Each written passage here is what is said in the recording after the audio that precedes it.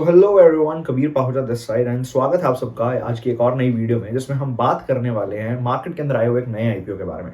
ज़ेंका logistics solution limited एक बहुत ही amazing concept, एक बहुत ही रिवोल्यूशनाइजिंग कंसेप्ट जो कि ट्रांसपोर्टेशन इंडस्ट्री को बदल कर रख देगा। मुझे ये पर्सनली काफ़ी ज़्यादा पसंद आया। काफ़ी एक इंटरेस्टिंग बिजनेस मॉडल है, एक बहुत ही यूनिक आइडिया है। पर क्या है ये कंपनी, किस तरीके से इसका आईपीओ परफॉर्म कर सकता है, क्या पोटेंशियल रखता है ये आईपीओ, किस तरीके का सब्सक्रिप्शन रेट चल रहा है, जीएमपी चल रहा है। चलिए इस सब के बारे में डिस्कशन करते हैं और आज की वीडियो की शुरुआत करते हैं। ज़ेंका लॉजिस्टिक्स सॉल्यूशंस बेसिकली एक डिजिटल प्लेटफॉर्म ऑफर करती है जिसका नाम है ब्लैकबक। ये एक एप्लीकेशन है ट्रक ड्राइवर्स के लिए और ये इंडिया का लार्जेस्ट डिजिटल प्लेटफॉर्म है जो कि ट्रक ड्राइवर्स के लिए। और इस एप्लीकेशन के थ्रू आज तक 9,63,000 से भी ज्यादा ट्रक ड्राइवर्स बेनिफिट उठा चुके हैं, जो कि इंडिया के टोटल ट्रक ड्राइवर्स का 27.5% से भी ज्यादा है। पर बेसिकली ये ज़ेंका लॉजिस्टिक्स सॉल्यूशंस है, ये ब्लैकबक एप्लीकेशन काम कैसे करती है? देखिए, आज भारत के अंदर बहुत सारे ट्रक ड्राइवर्स हैं, ट्रक ऑपरेटर्स हैं जो एक जगह से सामान उठाते हैं और दूसरी जगह पर लेकर जाते हैं, जिसे हम लोडिंग या अनलोडिंग का काम भी कहते हैं। अब इन लोगों को क्या है कि हर रोज काम की जरूरत पड़ती है और उसी तरीके से बहुत सारे बिजनेसमैन हैं, इंडस्ट्रियलिस्ट हैं या फैक्ट्री ओनर्स हैं जो चाहते हैं कि उनके सामान को एक जगह से उठाकर दूसरी जगह पर लेकर जाया जाए, जिनके लिए उनको ट्रक ड्राइवर्स की या ट्रक्स की या कोई ना कोई एक मीन्स ऑफ ट्रांसपोर्टेशन की जरूरत पड़ती है, स्पेशली ट्रक्स की।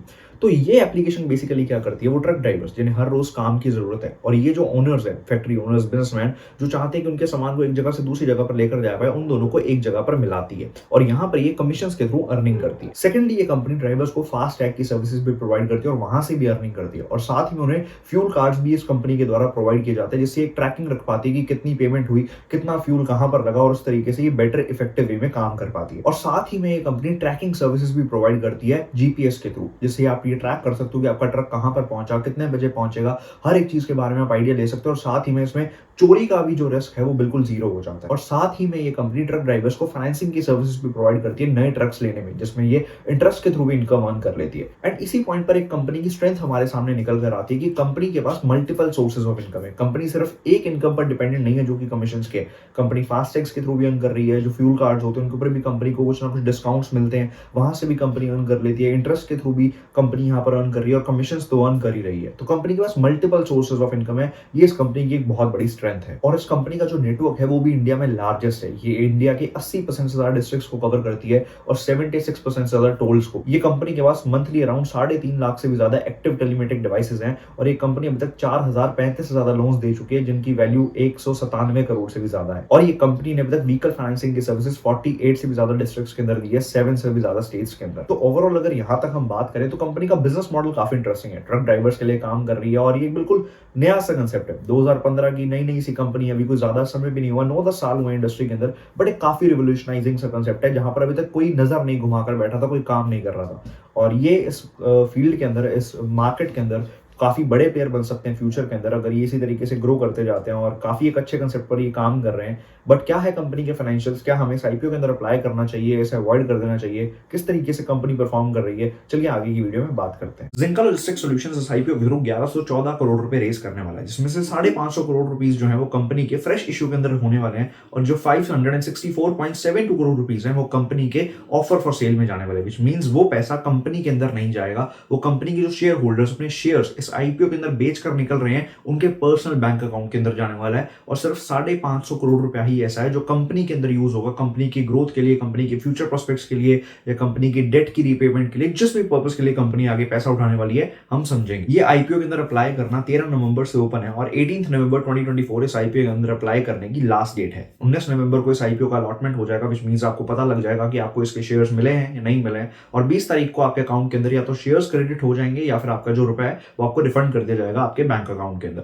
और 21 तारीख को इस आईपीओ की, थर्सडे वाले दिन इस आईपीओ की लिस्टिंग हो जाएगी स्टॉक मार्केट के अंदर। ₹1 पर शेयर इस कंपनी का फेस वैल्यू रहने वाला है और 259 रुपीज टू 273 रुपीज इसका प्राइस बैंड रहने वाला है आईपीओ के अंदर अप्लाई करने का। और इसके अंदर 54 शेयर्स हमें मिलने वाले हैं। और इस आईपीओ के अंदर कंपनी 26,000 शेयर्स अपने एम्प्लॉइज को भी इशू करने वाली है। रिटेल के अंदर एक एप्लीकेशन लगाने के लिए आपको 14,742 रुपए की जरूरत पड़ने वाली है और आप मैक्सिमम रिटेल के अंदर 13 एप्लीकेशन ही लगा सकते हैं। अगर आप उससे ज्यादा लगाते हैं तो मिनिमम 14 एप्लीकेशन के अंदर आप स्मॉल एचएनआई की कैटेगरी के अंदर लगा सकते हैं और स्मॉल एचएनआई कैटेगरी के अंदर मैक्सिमम आप 67 एप्लीकेशंस लगा सकते हैं। और 68 एप्लीकेशन लगाती है, आप बिग HNI के अंदर आ जाएंगे। ये यहाँ पर डिटेल्स है कि कंपनी कितने शेयर्स किन के लिए लेकर आ रही है, जहां पर रिटेल के लिए 9.99% जो शेयर्स हैं वो कंपनी यहाँ पर लेकर आ रही है। कंपनी की अगर हम शेयर होल्डिंग पैटर्न की भी बात करें तो इस IPO के बाद जो शेयर होल्डिंग पैटर्न है प्रमोटर्स का वो भी 5% कम होने वाला है, जो कि मेरे लिए एक थोड़ा सा नेगेटिव पॉइंट है इस IPO के अंदर अप्लाई करने से पहले। क्योंकि देखिए मैं यूजुअली ऐसे IPOs के अंदर अप्लाई करना ज्यादा पसंद करता हूं जहां पर ऑफर फॉर सेल या तो बहुत कम हो या हो ही ना। पर यहाँ पर अगर हम बात करें तो जो 1114 करोड़ रुपए कंपनी यहाँ पर रेस करने वाली है उसमें से major part offer for sale के अंदर जाने वाला है, विच मींस कंपनी के जो एग्जिस्टिंग शेयर होल्डर्स हैं जो अपने शेयर्स इस IPO के अंदर बेच कर निकल रहे हैं उनके पर्सनल बैंक अकाउंट के अंदर जाने वाला है। वो कंपनी की ग्रोथ के अंदर कहीं भी इन्वेस्ट होने वाला नहीं है। कंपनी की अगर मैं फाइनेंशियल्स की बात करूं तो कंपनी के जो एसेट्स थे वो 31 मार्च 2022 को 899.68 करोड़ थे और 2023 के अंदर करीबन 250 करोड़ रुपए के एसेट्स इनके घट गए, which is a negative point for me कि कंपनी के एसेट्स 2022 से 2023 के अंदर घटे और 2023 से 24 के अंदर भी ये एसेट्स उतने ही रहे हैं। और जो ये डेटा है 30 जून 2024 का, एक क्वार्टर का, मैं इसको कंसीडर नहीं करता क्योंकि यहाँ पर कंपनी अपना IPO लेकर आ रही है, तो ये डेटा थोड़ा सा मैनिपुलेटिव भी हो सकता है इसके बाद एसेट्स और ज्यादा घट जाएं, या ये एक कंप्लीट स्टेटमेंट हमें यहाँ पर प्रोवाइड नहीं करता है। रेवेन्यू की भी अगर मैं बात करूँ तो 156 करोड़ से 195 करोड़, 195 से 316 करोड़ और अभी लास्ट 98 करोड़, जिसको हम अभी कंसीडर नहीं करेंगे। बट रेवेन्यू के अंदर एक कंपनी का एक प्लस पॉइंट है कि इसका रेवेन्यू स्टेबिलिटी से बढ़ रहा है और काफी अच्छी ग्रोथ के साथ बढ़ रहा है। लेकिन वहीं पर अगर मैं प्रॉफिट आफ्टर टैक्स देखूं तो एक लॉस मेकिंग कंपनी है। 284 करोड़ का लॉस फिर बढ़कर 290 करोड़ का हो गया। हालांकि सेल्स भी इस कंपनी की बढ़ी है और प्रॉफिट आफ्टर टैक्स के अंदर अगर मैं 2024 की बात करूं तो 193.95 करोड़, हालांकि लॉस घटा है बट स्टिल ये एक लॉस मेकिंग कंपनी है। और 32.38 करोड़ का जो यहाँ पर प्रॉफिट दिखाया है वो भी मेरे लिए एक नेगेटिव पॉइंट है, क्योंकि देखिए 3 महीने के अंदर हम एक रियल पिक्चर नहीं ले सकते। हो सकता है इसके बाद कंपनी के खर्चे बढ़ जाएं, हो सकता है कंपनी के एक्सपेंसेस यहाँ पर इंक्रीज हो जाए आने वाले टाइम के अंदर, अगले क्वार्टर के अंदर, तो ये पिक्चर भी नेगेटिव क्रिएट हो सकती है। तो इसको जब तक ये कंप्लीट नहीं आती, मैं अभी तक फंडामेंटली इस कंपनी के अंदर एग्री नहीं करूंगा क्योंकि एक लॉस मेकिंग कंपनी है और यहाँ पर इसके एसेट्स भी कम होते दिख रहे हैं। रेवेन्यूज एंड सरप्लस की भी बात करूं तो 377 करोड़ थे, फिर ये बिल्कुल ही घट गए 66 पर आ गए और फिर ये अचानक इंक्रीज हो गए 311 पर। यहाँ पर ये हो सकता है इन्होंने इक्विटी के थ्रू इसको रेस किया हो, तो वो उसका भी कुछ अभी आइडिया यहाँ पर इन्होंने नहीं दिया। और टोटल बोरोइंग की भी बात करूं तो कंपनी के ऊपर कर्ज भी काफी अच्छा है। तो फाइनेंशियल्स की मैं अगर बात करूं तो ये कंपनी मुझे कोई इतना अट्रैक्टिव नहीं कर रही। बिजनेस मॉडल मुझे बहुत ज्यादा पसंद आया, बिल्कुल ही यूनिक मॉडल था कि ट्रक्स के लिए काम कर रही है, बट फाइनेंशियल्स की अगर मैं बात करूं तो यहाँ पर मेरे लिए इतना अट्रैक्टिव नहीं है इस कंपनी के अंदर फाइनेंशियल्स को देखते हुए इन्वेस्ट करना। रिटर्न ऑन इक्विटी यहाँ पर 9 से 10% के बीच में, रिटर्न ऑन कैपिटल एम्प्लॉयड यहाँ पर अराउंड 8% है और 0.47% यहाँ पर जो है डेट टू इक्विटी रेशियो है। लेकिन प्रॉब्लम यहाँ पर आती है 14 का जो यहाँ पर प्राइस टू बुक वैल्यू है, विच मीन्स यहाँ पर कंपनी थोड़ी सी ओवर वैल्यूड मुझे यहाँ पर दिखती है, which is also negative point me for applying into this company और अप्लाइंग इनटू दिस IPO कि यहाँ पर कंपनी थोड़ा सा ओवर वैल्यूड। अब यहाँ पर बात कर लेते हैं कि कंपनी ये पैसा रेस क्यों करने वाली है। सबसे पहला है कंपनी का सेल्स एंड मार्केटिंग एक्सपेंस के अंदर कंपनी ने यहाँ पर इन्वेस्ट करना। कंपनी की एक NBFC सब्सिडरी है जिसका नाम है ब्लैकबक फिनसर्व प्राइवेट लिमिटेड, वहां पर कंपनी ने इन्वेस्ट करना है, उसके लिए भी एक कंपनी पैसा रेस कर रही है। और लास्ट है कि कंपनी अपने प्रोडक्ट डेवलपमेंट के ऊपर और जनरल कॉर्पोरेट एक्सपेंसेस के ऊपर इन्वेस्टमेंट करना चाहती है, उसके लिए पैसा कंपनी यहाँ पर रेस कर रही है। अब आते हैं इस IPO के कंक्लूजन के ऊपर कि क्या हमें अप्लाई करना चाहिए, हमें अवॉइड करना चाहिए। देखिए अगर आप इस IPO को लिस्टिंग गेन के लिए अप्लाई करना चाहते हैं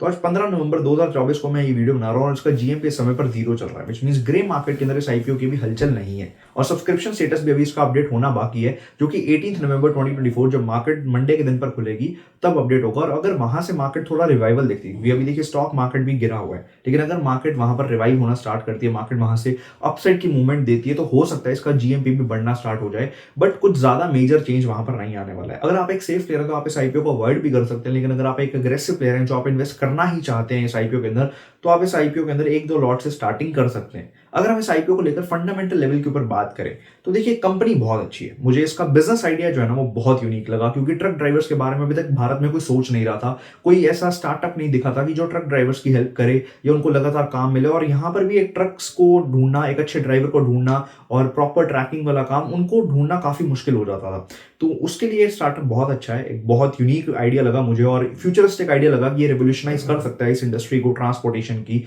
बट अभी क्या है, नंबर्स थोड़े से नेगेटिव हैं, प्रॉफिट्स जो हैं वो बढ़ना स्टार्ट हो जाएं, लॉसेस से ये कंपनी बाहर आ जाए। इन्होंने हालांकि एक क्वार्टर का प्रॉफिट दिखाया है बट वो रियल पिक्चर नहीं है, वो IPO लाना था, हो सकता है उसके लिए प्रॉफिट दिखा दिया हो और आगे खर्चे बढ़ जाएं तो ईयर एंड के ऊपर ये लॉस में ही क्लोज करें। तो अभी रियल पिक्चर आने दीजिए, ईयर एंड की पिक्चर आने दीजिए, और अगर वहां पर कंपनी के फंडामेंटल इंप्रूव देखते हैं, कंपनी एक सरप्लस के अंदर आती है, तो डेफिनेटली इस कंपनी के अंदर इन्वेस्ट करना चाहिए, क्योंकि बहुत यूनिक आइडिया है और ये कंपनी इस इंडस्ट्री के अंदर डोमिनेट भी कर सकती है। सो आज की वीडियो के लिए इतना ही, बाकी आने वाली वीडियो के अंदर नेक्स्ट आईपीओ के बारे में हम बात करेंगे। तब तक के लिए थैंक यू सो मच।